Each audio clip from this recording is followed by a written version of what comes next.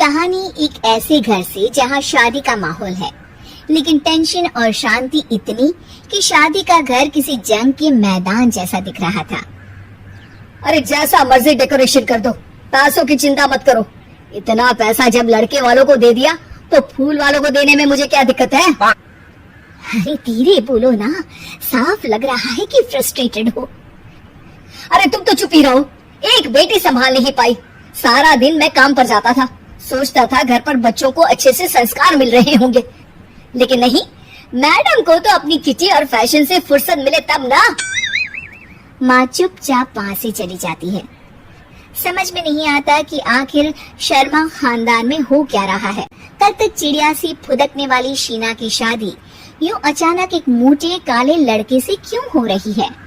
शीना कमरे में हाथ में गुड़िया लिए बोलती है, मेरे साथ जो हो रहा है ठीक हो रहा है। तुम तो सब जानती हो, साहिल मेरे लिए भगवान है।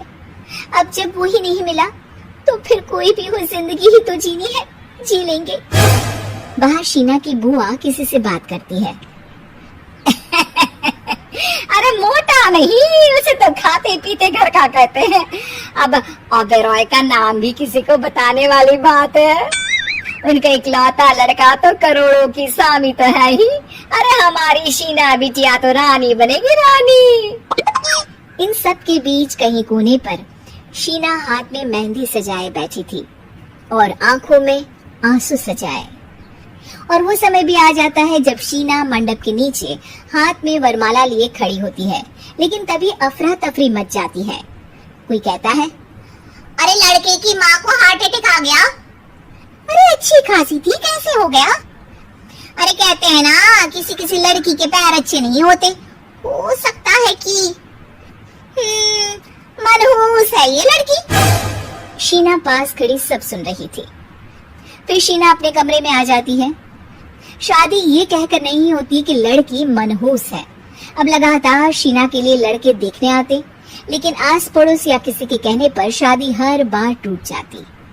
लेकिन एक दिन, अंकल, मैं काफी दिनों से आपसे मिलने की कोशिश कर रहा था, लेकिन हिम्मत नहीं हो पा रही थी। अरे बेटा, हिम्मत तो हमारी टूटी पड़ी है। वैसे कौन हो तुम? मेरा नाम साहिल है अंकल।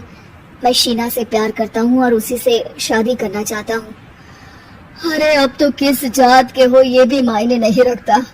बेटा, मेरी बेटी मनहूस है। ये सब कहते हैं कि इसीलिए उसकी शादी नहीं हो पा रही। अगर तुम शादी करने को तैयार हो तो ठीक है। शीना की शादी साहिल से हो जाती है। अगले दिन साहिल की माँ का देहांत हो जाता है और एक बार फिर लोग शीना को अपशकुनी कहने लगते हैं। अरे खा गई दीदी को ये। अरे क्या जरूरत थी साहिल किसी मनहूस को घर लाने की। पर बुआ, माँ की तो तबीयत पिछले कई साल से खराब थी। डॉक्टर्स ने जवाब दे दिया था। क्या पता ये भी उनका सौभाग्य हो कि वो बहू का मुंह देख पाई। अरे बहू का मुंह देख पाई, या ये कह लो कि बहू का मुंह देखते ही स्वर्ग लोक सिधार गई। खैर, हमें क्या, घर तुम्हारा है, हम तो चले। अब शीना को खुद पर ही शक होने लगता है कि कहीं सच में वो अपशकुनी तो नहीं। साहिल, हम दोनों की शादी नहीं हुई होती तो अच्छा था। देखो ना, कैसे पहले मेरी शादी टूटती थी और अब तुम्हारी माँ भी। अरे ऐसा कुछ नहीं होता शीना, अपशकुनी वगैरह कुछ नहीं होता। ये सब तो ईश्वर के खेल है। वो शादी तुम्हारी इसलिए टूट गई क्योंकि तुमको मेरी पत्नी बनाना था, और माँ का जाना तो तय था। वो काफी बुजुर्ग थी, साथ ही एक ऐसी बीमारी से जूझ रही थी जिसमें डॉक्टर्स भी उन्हें नहीं बचा पाते। शीना साहिल की बात सुनकर तसल्ली कर लेती है और वहाँ से चली जाती है। अगले दिन, शीना, अरे ओ शीना, क्या हुआ?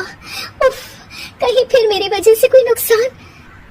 अरे नहीं नहीं शीना, तुम जानती हो, जिस प्रॉपर्टी के केस को हम बरसों से लड़ रहे थे उस पर फैसला आ गया, वो भी हमारे हक में। अब हम करोड़पति हो गए शीना। शीना शांत रहती है। अरे क्या हुआ? करोड़ पत्नी बनकर तुमको खुशी नहीं हुई? शीना की आंखों में पानी आ जाता है। चलिए जी, कुछ तो अच्छा हुआ मेरी जिंदगी में आकर आपके साथ। साहिल शीना को गले लगाकर कहता है, मेरी नई नौकरी भी तुम्हारे ही आने से लगी। ये प्रॉपर्टी का केस जीता सब कुछ तो तुम्हारे आने के बाद ही हुआ, फिर तुम मनहूस कैसे? ये सुनकर शीना खुश हो जाती है।